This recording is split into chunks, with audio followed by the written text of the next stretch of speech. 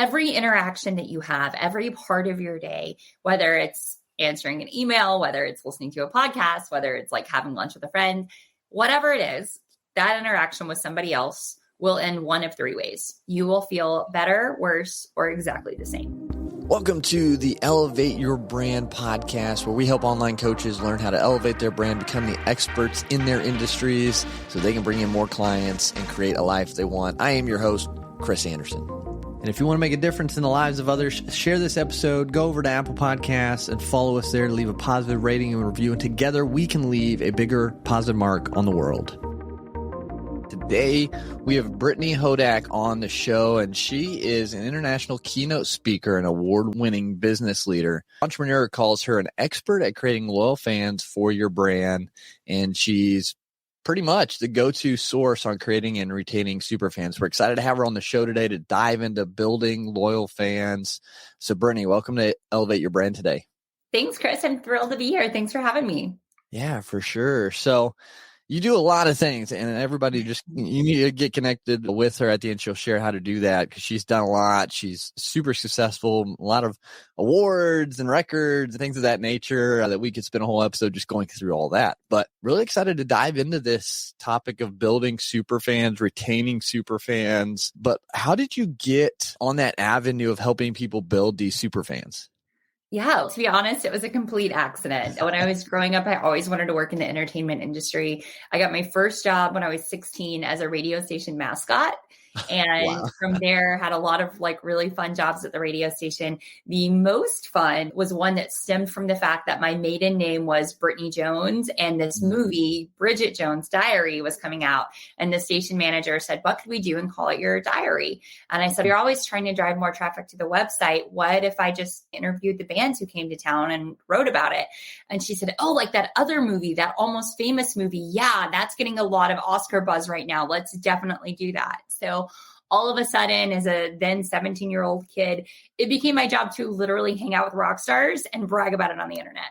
That's awesome. That'd be a lot of fun. Any memorable band that you interviewed? Oh my gosh, so many. It was like, this was like the late 90s, early 2000s. So it was everybody. It was like I got to hang out with Third Eye Blind and Matchbox 20 and Blink-182 and all of these artists that I absolutely loved. And because a lot of times I was going to music festivals, I would also meet all of these up and coming bands. And so I started to get really interested in what it was that made some bands break while others would break up. Like, why did some become the biggest thing in the world and others just didn't?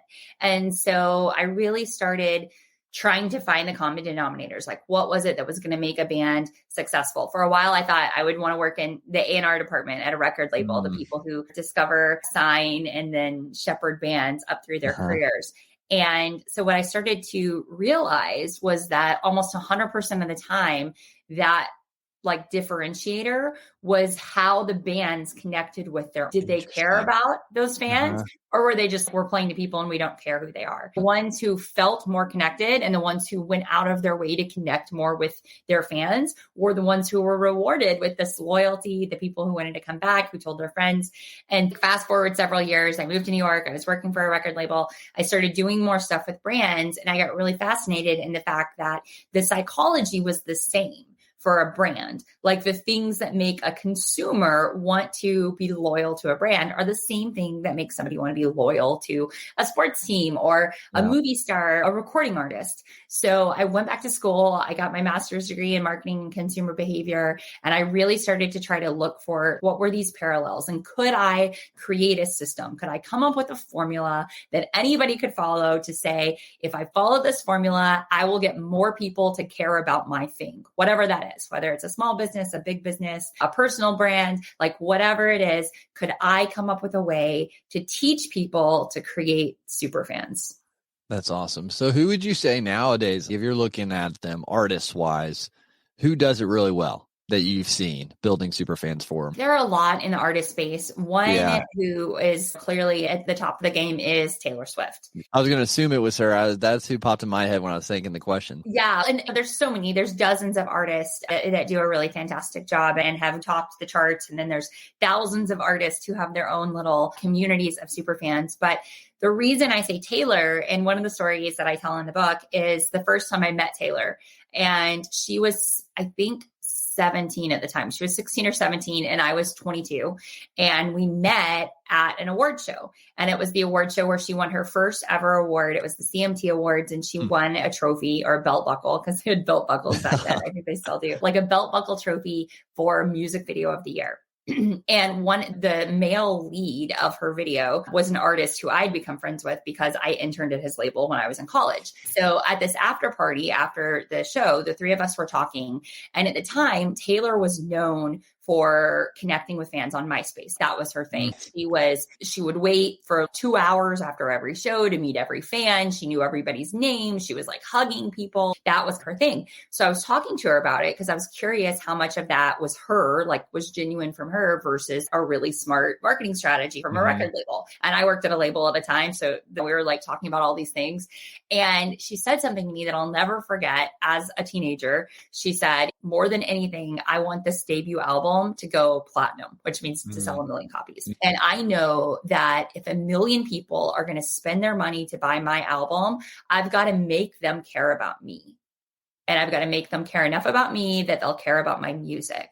So she knew, like at 16 years old, that she was the product. And she was going out of her way to show fans that she cared about them so that they would check out her. And I'll never forget that night of her saying that, because I just remember thinking, and at the time I'd interviewed so many artists in my job as a teenager. I'd worked with a bunch of artists already, even though I was still young. And I remember thinking, this girl is going to be the biggest star on the planet. And I told my friend who I was at the party with, I was like, yeah, like she's going places. This is not like a blip on the radar, couple of hits. Like she's got it figured out and she's going to have fans forever. Like the people who love her now are going to grow with her. And I remember at the time, which is like hard to imagine now, but at the time, a lot of people were dismissive of, oh, it's a flash in the pan. Like all of her fans are like 10-year-old girls. Right. As soon as there's like a cute new boy that comes out, they're going to not be into Taylor anymore. She's like the flavor of the week. That was this prevailing attitude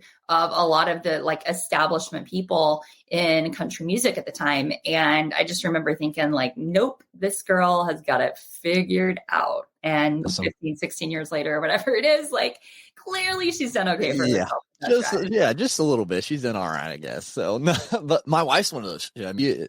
She enjoyed Taylor Swift when she was younger. She still like listens to new songs and stuff, and she's in her 20s now. And so it's like she is how Taylor even went from country now into her pop or what she is today. Just a transformation and still grew is really cool. So break that down. What is the secret sauce? What's that formula to help, build these super fans that in turn help you grow your brand or business? I always like to say that super fans are created at the intersection of your story and every customer story. And what I mean by that is if you don't make someone care about your thing, you're never going to be more than a commodity provider, never going to be more than like a quick fix solution. If you're the most convenient, if you're the fastest, if you're the cheapest, whatever, maybe you'll get it, right? In a world that's becoming more and more of a commodity market all the time, the way that you compete and win is on experience by creating amazing customer experiences. And to do that, you've got to start thinking about the experience before somebody's even your customer, because there's never been more competition for our attention than there is right now. That's going to continue going the straight up trajectory motion forever. Like there are going to continue to be these distractions that exist. So the biggest threat that every business faces is apathy, right? It's not awareness. It's not that you can't get people to know about your brand. It's that the people who know don't care. And when they don't care, it's often because you have not given them a reason to. You haven't shown them why your thing is relevant to their life. Or, as I say, you haven't connected your story to theirs. And this is true of anything, right? This is true of a startup brand. This is true of a brand that's been around for centuries. This is true of an artist trying to make it. This is true of somebody who wants to be an influencer. You've got to connect your story to your customers. You've got to connect your thing to their problem, their life. How do you make their life better? So the framework that I talk about in the book is a 5-step framework that I call the super model. And I call it that because it's fun, but also because it's simple to remember. And I'm a huge fan of simplicity. If something is hard, like nobody is going to do it. You do not need to have like, a guide for your team that looks like a Boeing Dreamliner manual. I meet people all the time who are like, oh yeah, here's our service blueprint, or here's our customer journey map. And it's 9,000 cells in Excel. And I'm like, cool. When was the last time somebody looked at this? And it's, we gave it to people 3 months ago and no one has looked at it since, right? So you've got to keep things simple. So the Supermodel framework is a 5-part framework that anybody can use for their business. And the theory is that if you want to create superfans, being great is no longer good enough. You've got to be super. And super stands for start with your story. Okay. Understand your customer story, personalize, exceed expectations, and repeat. And we can quickly talk about any of those that you want or all of it. That's the secret sauce. That's the formula. I love it. And again, I'm all about keeping things simple. And so with that, so how do we start with their story? Like where could you hear about marketing, find a niche down and connect with the content you put out has to connect. And we do that with their story. So how do people do that? How do they connect their story with the people they're trying to help with their product, service, whatever it is? Yeah. So the reason that I say start with your story is not that you should lead with your story, that you should be out there like shouting your story to everyone. What I mean when I say start with your story is you've got to understand why you're the right solution. If you don't know why you're the best choice for your prospects and customers, like how are they ever going to be able to figure it out? Yeah. Or they're going to just think that you're not. So I'm always amazed when I talk to entrepreneurs or salespeople and I say, tell me why you're the absolute best choice to help your customers. And they're like, because I've been doing it for 15 years. And I'm like, wrong answer. Nobody cares. Try again.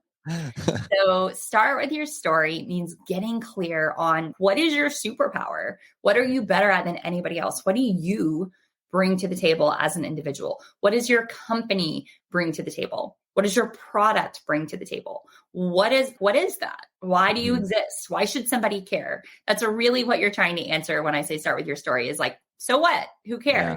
Why should I care? I talk in the book about creating an origin story. Every great superhero has an origin story. We know as humans, stories are like way more powerful and persuasive than any amount of data or research. People have evolved to trust stories, to share stories. So getting clear on your origin story. How did you get from where you started out to where you're at right now? And why is that relevant to the people you're trying to serve? Yeah, I think that's a really good point. And I think even for me, like trying to convey that and connect that sometimes is a challenge because you want to provide the value, but you want, like you said, you want people to care. And so it's walking that line, I think, and we're all improving at it. And I think it's something that we can just continue to do our best, just put something out there and continue to try to build off of that. But yeah, I think differentiating yourself from everyone else with that origin story I think that's a huge part in really building those super fans for sure.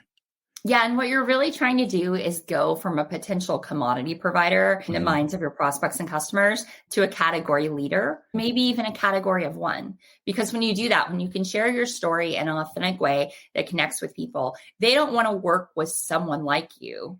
They want to work with you. Yeah. They're not looking for somebody who does what you do. They're like, no, I already know who I want to work with. So what you're doing is nurturing all of those prospects so that by the time a lead gets to you, they are like so pre-qualified that they're just like, take my money. Yeah. So besides starting with your story, I guess the next step, what's the best way to go about that after you've maybe started with your story?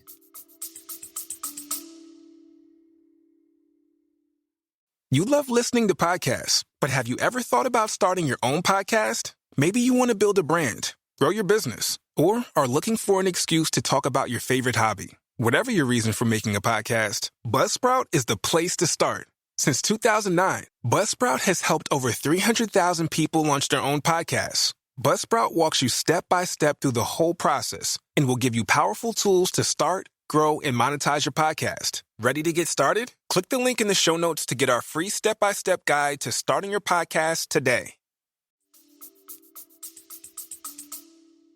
Yeah. So the second pillar in the supermodel framework is understand your customer story. Mm. And one of the things that I think has become oversimplified to a fault is this idea of, oh, I've got my customer avatar and I know exactly who they are. And we like create these silly little stories. And I think a lot of times what that does is excludes a lot of people who might actually be a great fit. It makes us have like tunnel vision rather than focusing on like sugar hips or like whatever these like silly alliterative names people give their avatars or whatever people are calling them. Instead of doing that, I recommend really getting to know a few of your existing customers or the prospects that you want to be your customers. What are they struggling with? What's the transformation that they're looking for in their life? Because it's probably not whatever you think that surface thing is that you're doing or selling. If you're a massage therapist, like, what is it? Is it relaxation? Is it health? It's not just, oh, I need a 60-minute massage right now today. In one of the early episodes of my podcast, Creating Superfans, I interviewed a local photographer named Fizza Raza, and she does corporate photography, like headshots, branding photos. And she said the big transformation in her business was when she realized she was selling confidence. She was like, I'm not selling photos, like I'm selling confidence. People are coming to me. And even if it's subliminal, like even if they don't realize it yet, on some level, the reason that they want new photos is because they don't feel confident in the ones that they have. So what is the actual problem that you're solving for your customers? What are they struggling with? What's that transformation that they're looking for? Getting clear on the other options that they have. A lot of times, again, we have the blinders on thinking that our only competitors are the people who look just like us or sell exactly the same thing we do or do the same service. And that could not be further from the truth.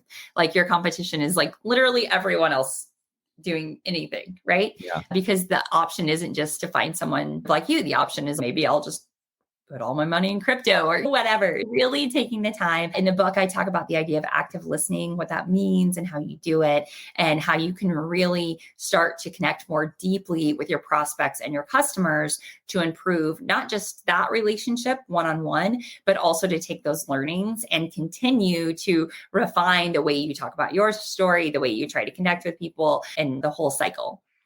Yeah, that's a really good point, is taking it to that deeper level, like how your friend who did the headshots realized it was confidence more than just photos. I think that's a really good eye opener. I think a lot of people need to understand is you might have whatever your program or service. What's the result and the deeper result? Maybe it's not just helping them get more clients. Maybe what you're doing is helping them get confidence in sharing their message, or it's something like that. I think that's a really good eye opener, is really digging deep into their story and what you're truly helping them with.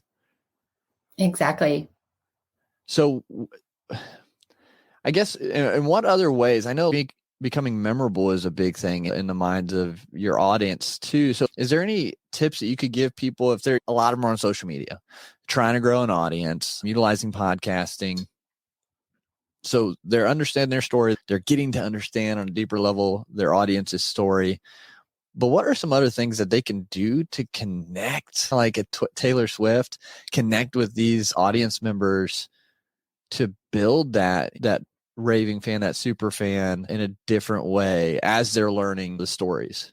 Yeah, I would say, exactly what Taylor Swift was doing 15 years ago. It still works today. On the very last episode of her talk show way back, like a decade ago, Oprah was reflecting on the show and she said something, and I'm going to like butcher the quote a little bit, but I'll give you the idea of it. She said that on the show, she had talked to like tens of thousands of people and everybody wanted the exact same thing. And that thing was validation. They wanted to know, do you see me? Do you hear me? Do I matter to you? Does what I say matter? And to the extent that you can validate people, that you can show them that they matter, they will remember. Yeah. So whether you're on social media or like at the grocery store, really connecting with people, having honest conversations, letting them know that you care about them, look, with no agenda, not like, I care about you, give me $97, but like really taking the time to get to know people. So we grew up with the golden rule, right? Treat others the way you want to be treated.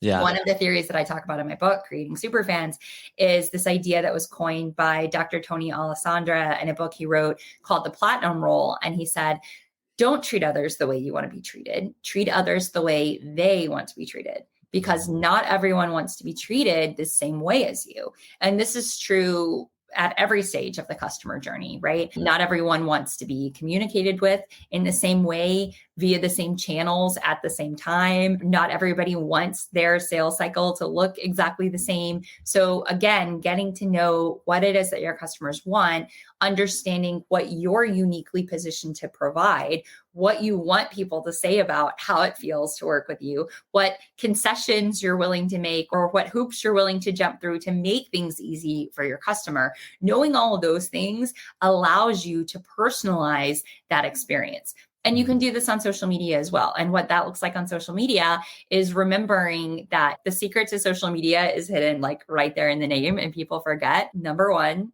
social. Like you've got to be social. You can't like post and ghost. Don't just schedule out all your stuff and disappear. You've got to engage with people. You've got to show that you have an interest in what's going on in their lives, that you're paying attention to the things that matter to them. And then the second half, media. If you were running Netflix or pick any streaming service you want, like how would you curate your content? Shows would you put up? Which ones would you be creating that were original to you? Which ones would you be sharing that you licensed from somewhere else? That's the secret. Yeah. You got to be social, and you've got to think about what you're sharing and the message that it sends to your audience. Are you building a brand that makes them remember that's your identity? Or are you just confusing them and they're like, wait, what does this person do? What are they talking about? It's what they're all over the place here. Yeah. Yeah. I think that's something to remember, is keep it linear, like to keep it simple so people can understand what it is you do by what you're curating. I think that was good to think of social media in that way. Of course, being social and just having good interaction and engagement, but what you're putting out there, is it all fit?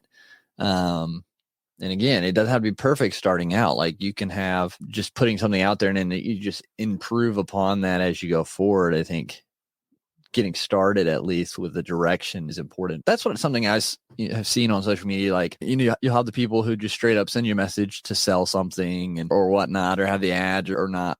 Do you find that there is, it probably not a one size fit all type thing, but in your opinion, building fans on social media, is there a good way to go about connecting with them better than others? Or I don't know. I feel like it's getting so saturated, not that it is, because there's still room, but like with messages and comments, because people are so quick on there, like how to kind of cut through all the noise, but still be social and connecting in a true form. Like, how do we differentiate ourselves that way on social media? So 2 things. I would say number 1 is authenticity. Anytime you are leaving an authentic comment or message or sending a DM, it's going to break through, right? Because what gets lost in the noise is the noise. Like all of the, yay, so excited for you. This is fantastic. Obviously, that's not going to stand out in somebody's mind. So number 1, I would say be authentic. And number 2, I love this quote from, I think it's Albert Einstein, who said, and I think he was talking about Instagram when he said this, I'm like pretty sure. He said, not everything that can be counted counts, and not everything that counts can be counted. Again, I think he was talking about the gram. Yeah. And so what Albert Einstein said when he was reflecting on his social followers was that, or what he was implying was that the metrics that are most visible aren't always, and I would even say aren't often, the ones that matter most. And having 1 million followers means nothing if those people don't know who you are and if they're not engaged. Give me 500 true super fans over 5 million followers any day. Yeah. And that's a great point. I love that quote too. And I say it's the same with, because we focus on podcasts and helping with people with podcasts, video podcasts. And it's always, how many downloads do you have, or how many people per month? I'm like, don't focus on that. Focus on the content you're putting out there, who you're helping, your story and your audience's story. And that'll come. Those numbers will come. But if you focus all on that, then you're not going to be coming out authentically on there, because you could have 100 people per episode listening, and 75 are those really good super fans, and they will make more of a difference for your journey than having thousands per episode that you just had someone find for you and they just hit the download button, but they never listen. So like, I think that's a great point that people, exactly. especially early on, early on. And in that's why it's so important to be so clear on your story, who the right audience is, because again, like having 1,000 of the wrong people engage with your message does not do anything for you. Yeah. I remember several years ago, I was writing for Forbes, and some friends of mine launched an entertainment agency, and they'd ask if I would write about it for Forbes. And I said, yes, I'd love to. And so I worked on the story with them, and we posted it, and Forbes promoted it, and there just wasn't that much engagement. And I think it had 12 or 1,300 views on Forbes.com.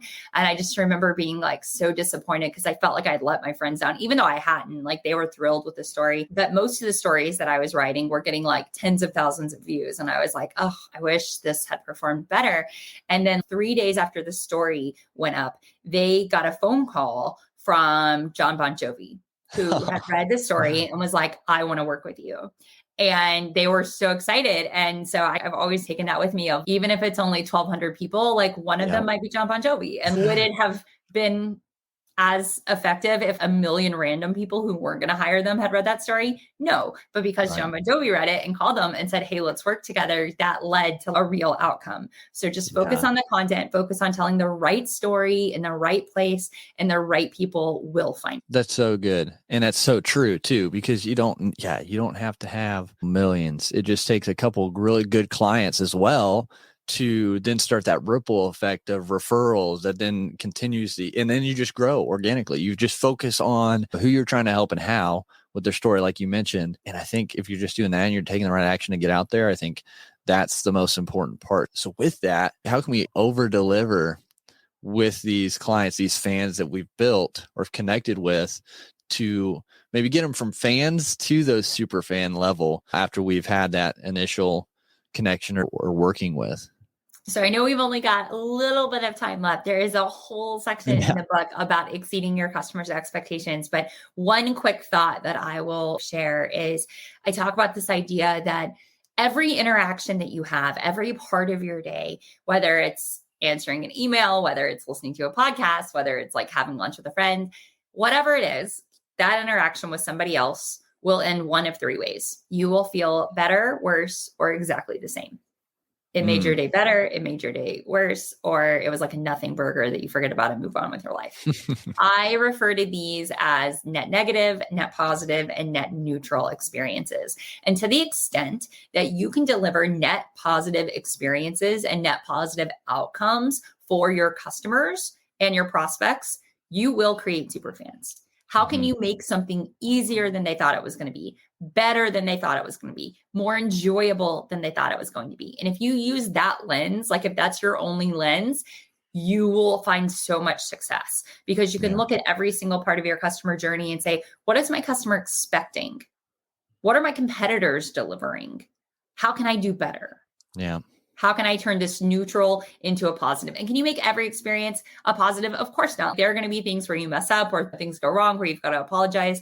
But with thoughtful preparation, you can take it from a negative to a neutral oftentimes. And your customers don't expect you to be perfect, with rare exceptions. If you're like a pilot or a brain surgeon, probably perfection is like the bar. But for most of us, people don't expect you to be perfect 100% of the time. They expect you to try your best, do a great job for them, and fix things when you mess up. Own up to them, apologize, and fix them. Yeah, I think that's really good. And I like the net positive, neutral, and negative way to look at things. And how can you get to people, at least to neutral, and then, of course, to positive? What can you do better? What can you implement that's different and goes above and beyond kind of what the competition does? So I think that's a really good way to look at things. And I think what you said about it, no one's perfect, and we're not going to be perfect. We're going to mess up, but just own it. I think can take a little bit of stress off too. Because if you go into a thing, I need to be perfect, it's got to be perfect. Yes, you want to go and think, hey, I'm going to do the absolute best I can. But if you put that much stress on this needs to be perfect, then it most of the time ends up worse than what you wanted it to do because you're so stressed about it. But so no, I think that's great. And I think these are just some good stepping off points for people trying to build their audience, build these super fans. Again, you don't have to have the whole world. You just need to have your own little world of super fans that'll help continue to grow. Brittany, would love for you to share, now we're closing off this episode, where can people find you? Where can they find your book? Tell us a little bit more about that and where they can connect with you. Thank you. And thank you so much again for having me on the show, Chris. It's been so much fun. People can find me at BrittanyHodak.com. And I won the SEO lottery when I married my husband. There aren't a lot of other Brittany Hodaks. So I am at Brittany Hodak on pretty much every social media platform. And people can find the book, Creating Superfans, How to Turn Your Customers into Lifelong Advocates, everywhere books are sold. I'm very excited. This book is available in a beautiful color hardcover edition, and it's at every major bookstore chain and a lot of the really great indies across the country. So you can go pick it up in person, or of course you can order it online. That's fantastic. So yeah, if you all are wondering how to build super fans, grab her book, get connected with her on social media, and just continue to implement these steps. Again, Brittany, thank you so much for being on Elevate Your Brand today. Thanks for having me. It was a blast. And everyone, make sure you actually implement. That's the big thing with elevating our brands and our positions is you can learn all of these things. You can listen. But unless you actually take action and go out there and try to implement and continue to grow, you're going to stay in the same spot. So go out there, take action, elevate yourself, and elevate the world around you. And tune in next week for another great episode. And thanks so much for tuning into this episode today. If you found value at all from this episode, please leave a rating and review on Apple Podcasts. It just helps us get this show, these messages out in front of more people. And don't forget to share this with someone who you think could benefit from listening to as well.